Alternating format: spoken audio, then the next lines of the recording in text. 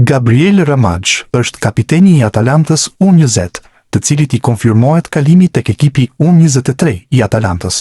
Kështu, në edicionin e ardhshëm do të luajë në Serie C. Qendërmbrojtësi vendosi të afrohej te Shqipëria U21, pasi la Italinë U19. Me ekipet e moshave të Atalantës, që nga edicioni 2021-22 ka regjistruar 147 ndeshje. 20 vjeçari mund të ketë një mundësi të mirë për t'u promovuar.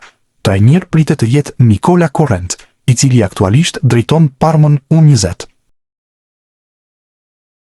Besnik Hasi ka nisur pak ditë më parë një aventurë të re në pankinë në karrierën e tij.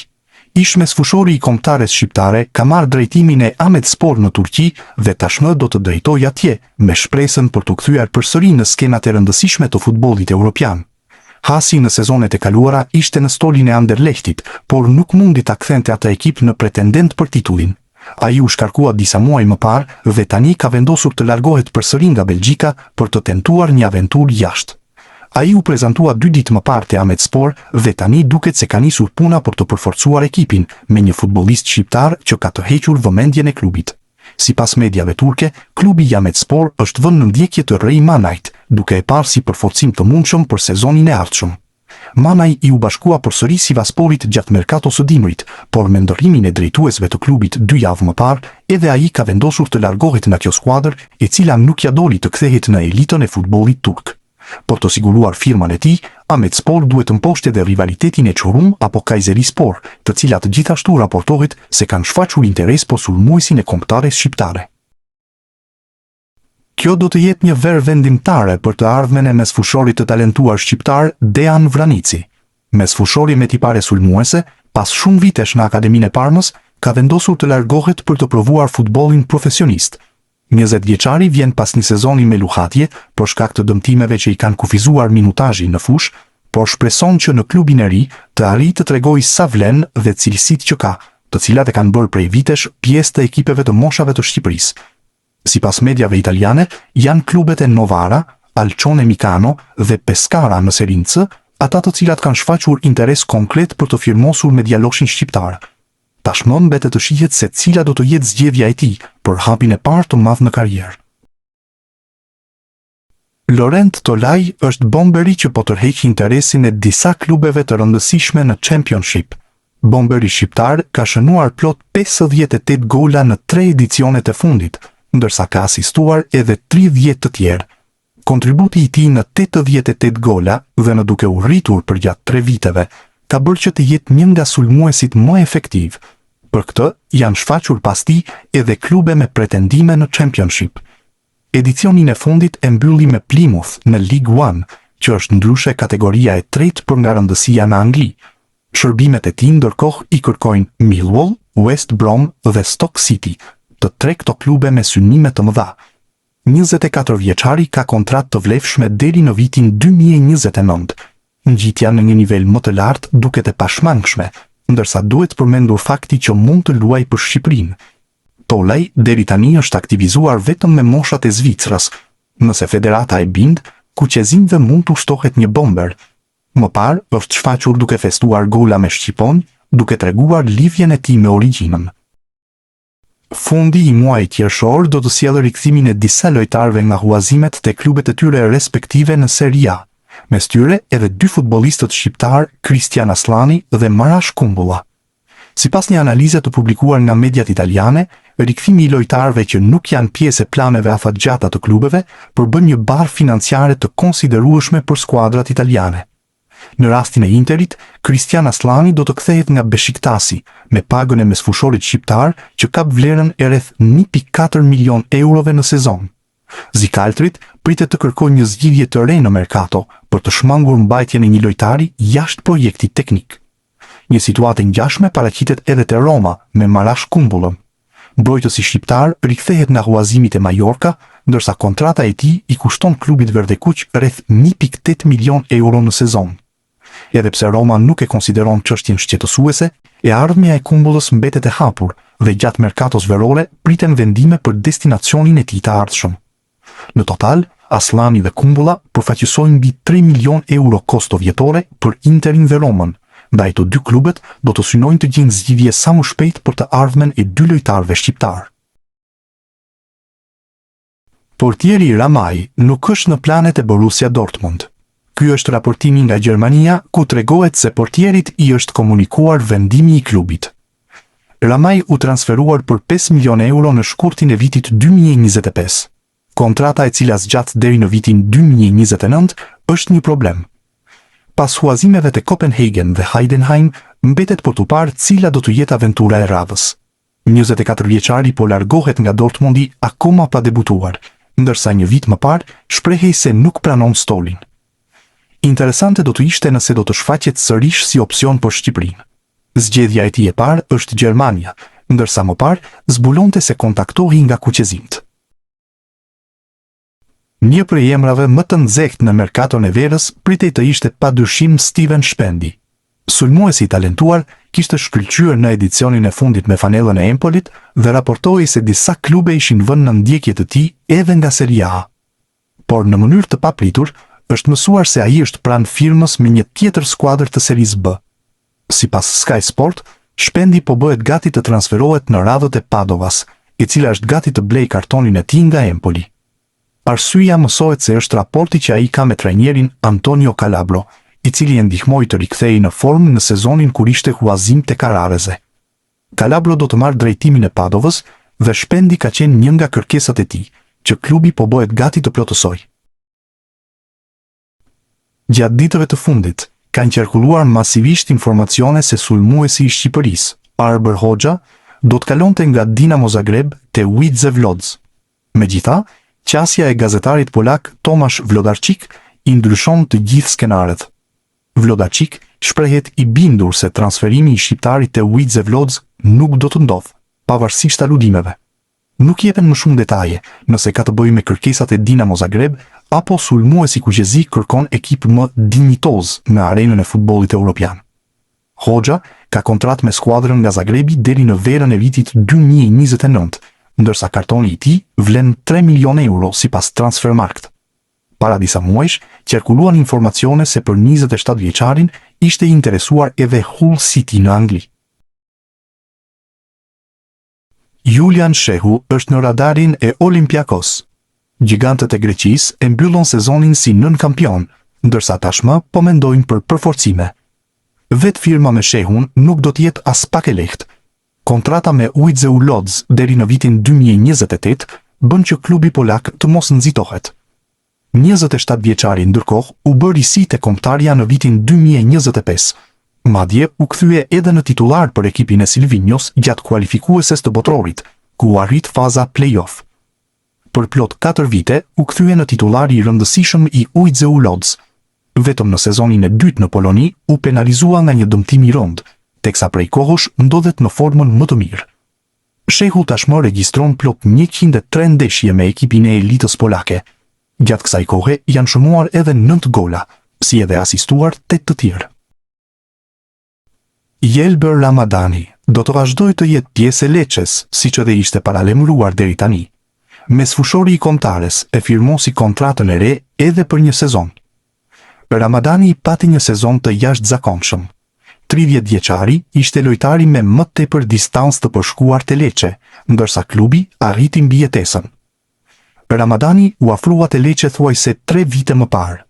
Aktualisht është në kuotën e 104 ndeshjeve me klubin italian, por të gjitha gjasat janë që të bëhet ekipi ku regjistron më tepër paraqitje. Aktualisht është vejle me 123 ndeshje. Ramadani është titullar në mesfushën e Lecces. Vetëm sezoni 2024-2025 ishte disi i vështirë për të, për shkak se humbi për një moment vendin e titularit. Trajneri shqiptar, Besnik Hasi, do të nisë një aventurë të re në Superligën e Turqisë, teksa i është besuar timoni i Ahmet SK, që këtë edicion siguroi ngjitjen në elitë. Hasi së fundmi ishte te Anderlecht, por u shkarkua për shkak të rezultateve negative. Te skuadra e re, Hasi do të gjejë ish sulmuesin e Tiranës Florent Hasani. Prezantimi i shqiptarit u bë ditën e sotme, ndërkohë që do të kërkojë të ndërtojë një ekip dinjitoz për të rivalizuar në elitën e futbollit turk. Klaus Gjasula ka njoftuar se do të largohet nga Rot-Weiss-Essen, por mesfushori i kombëtares shqiptare do të mbetet në Bundesliga 3. Gazetari gjerman Martin Herms ka zbuluar edhe klubin e ri të 36 vjeçarit. Ish mesfushori i kombëtares shqiptare do të bashkohet me TSG Hoffenheim 2 në një kontratë 2 vjeçare. Kushtet ekonomike dhe të qenurit shumë plan familjes kanë bërë që Gjasula të firmos me Bardhe Blut. Kujtojmë se gjatë gjithë karrierës së tij, 36 vjeçari ka luajtur vetëm në Gjermani. Klaus Gjasula është aktivizuar me ekipe si Offenburg, Freiburger, Bahlinger, Mannheim, Duisburg, Hallescher, Paderborn, Hamburg dhe Darmstadt. Talenti i Shqipërisë U17, Afrin Gashi, ka bërë hapin e rëndësishëm në karrierë, duke kaluar nga U17 te U19 te Bayern Munich. Ky avancim dhe besimi që jep klubi bavarez talentit shqiptar është sinjal pozitiv për të ardhmen. Në grupmoshën U19 te ky klub ka kaluar edhe talenti shqiptar i Kosovës, Erblin Osmanaj. Më 11 shkurt të vitit 2025, Gashi kreu debutimin te Shqipëria, konkretisht te U16 kundër Hungarisë. Interesante do të jetë evoluimi i qendërmbrojtësit, nëse do të fitojë terren te ekipi kryesor i Bayern, aty ku konkurenca është në pjedestal, apo do vijojë diku tjetër. Aventura e Giacomo-Vrionit në Itali ka mbaruar shumë shpejt se sa mendohej. Sulmuesi kombëtarës shqiptare i ka dhënë lajm të mirën Cesena dhe është zyrtarizuar sot si futbollisti më i ri i Wolfsberger në kampionatin austriak. Brioni u largua në vitin 2022 drejt Qëmbas, ku luajti me New England dhe Montreal në Major League Soccer, një aventurë që e bëri milioner pasi përfitoi më shumë se $6 milion në 4 vite, por që e la në hije sa i përket futbollit të rëndësishëm dhe i largoi edhe nga radhët e kombëtares. Tani Brioni është kthyer në Austri, ku ka firmosur për 2 vite në një kampionat që njeh mirë, pasi në vitin 2022 ai u largua nga atje si koordinuesi më i mirë i tij, duke ndarë vendin e parë me Karim Adeyemi.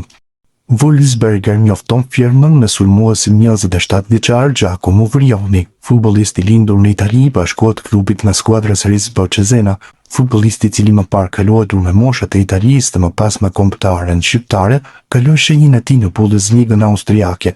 Në sezonin 2021-2022 futbollisti i huazuar aso kohë nga Juventusi luajti në ndrikimin e Thomas Silberberger tek Tirol dhe me 19 gola ndau titullin e golshënuesit më të mirë me Karim Adeyemi. Pas 2 etapave në Major League Soccer me New England, 22 gola në 78 ndeshje, dhe Montreal 4 gola në 10 ndeshje, ai u kthye në Itali 6 muaj më parë për të bashkuar me Cesenën. Tani ai kthehet në Bundesligën austriake ku lojtari 188 cm i gjatë ka firmosur një kontratë 2 vjeçare me Uqërit, shkruhej në njoftim në klubit austriak.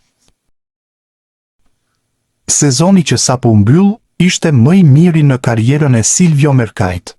Sulmuesi i Sud Tirol shënoi 9 gola e dha 1 asist në këtë edicion në Serie B italiane, duke ndihmuar ekipin që të siguronte mbijetesën.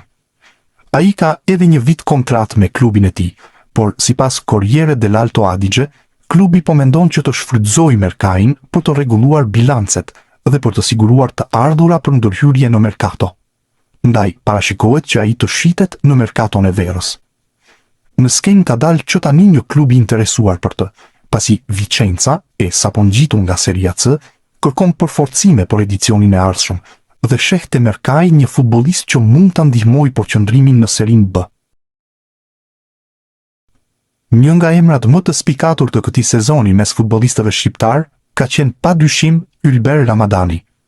Mesfushori i kombëtares u kthye në një lider të mrifillt në radhët e Lecces, duke ndihmuar ekipin që të siguronte përsëri mbijetesën në elitë. Kjo bëri që Lecce të mos hezitonte që të rinovonte kontratën e mesfushorit kuqezi, duke aktivizuar klauzolën e zgjatjes së saj për një tjetër sezon. Por vazhdimësia e tij në klub tashmë është në dyshim. Tuttosport bën të ditur se një klub me mjaft emër si Torino ka kthyer syt në Ramadani dhe po projekton një transferim të mundshëm të tij gjatë verës. Megjithatë, pengesë mund të bëhet edhe oferta që ka marrë ai nga Bundesliga gjermane dhe që mund të bëhet tunduese nëse Ramadani vendos të mbrojë kampionat. Albion Dramani duket se po bëhet gati për hapin e madh në karrierë. Sulmuesi i Spartës së Pragës mund të ndryshojë ekip, ndërsa Venetia në Serie A ka shfaqur interes. Kartoni i 25 vjeçarit vlerësohet 8 milionë euro. Vetë Sparta ndërkohë pagoi 5 milionë euro për ta transferuar nga Rapidi 2 vite më parë. Ramani vendosi rekord transferimit e Ballkani, kur trajner ishte Ilir Daja. Nga largimi i tij në vitin 2023 janë përfituar 1.35 milionë euro. 25 vjeçari rezulton të jetë një nga talentet më me emër që Superliga e Kosovës prodhoi në vitet e fundit. Tashmë duket se është gati për eksperiencën e radhës. E ardhmja e Mirlind Dakut vazhdon të jetë një nga temat më të diskutuara në futbollin rus. Sulmuesi i kombëtares shqiptare, i cili spikati si një nga lojtarët më të rëndësishëm të Rubin Kazan gjatë sezonit të fundit, raportohet se ka zgjuar interesimin e Lokomotiv Moskës. Sipas mediave ruse, drejtuesit e klubit nga kryeqyteti e konsiderojnë Dakun si një nga alternativat kryesore për të përforcuar repartin ofensiv gjatë merkatos së verës.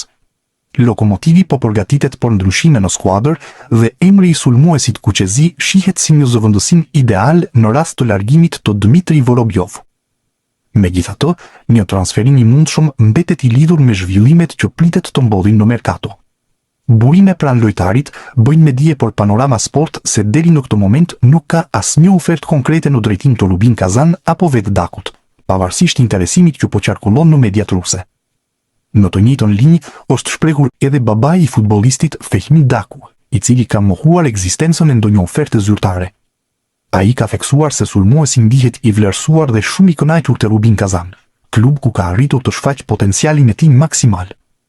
Por momentin, gjithçka mbetet në nivel interesimi, ndërsa Daku vijon të jetë i fokusuar te Rubin.